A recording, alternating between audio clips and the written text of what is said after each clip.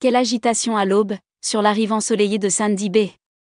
Un nuage de poussière, de rires et de pas précipités s'approcha des vagues.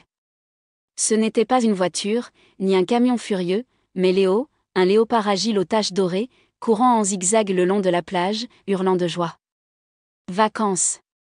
Cria-t-il en sautant dans un nuage de papillons colorés, suivi de sa joyeuse bande, Milo, un suricate toujours partant pour une blague, et Ruby, un renard roux avec des lunettes de soleil brillantes. Derrière eux, il y avait du bruit. C'est comme un train venant de la jungle. Quel est ce bruit infernal? Ruby a demandé en regardant autour d'elle. Depuis une dune de sable, Hugo, un énorme hippopotame souriant, se balance en soufflant dans un trombone géant en bambou. C'est le trombone des vacances, dit-il fièrement. Le premier jour de l'été mérite d'être annoncé avec force.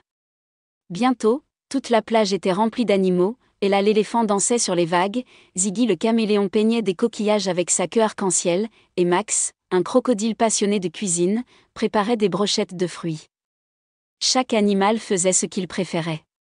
Certains jouaient dans le sable, d'autres construisaient des châteaux ou inventaient des concours fous, qui pouvaient sauter le plus loin, qui pouvaient rester le plus longtemps le nez dans l'eau, qui pouvaient le mieux imiter un pêcheur. Mais lorsque le soleil commença à se coucher, tout le monde se rassembla sur une grande couverture, comme une famille. Léo soupira de contentement. C'était le jour le plus bruyant et le plus beau des vacances. Et tu sais quelle est la chose la plus cool?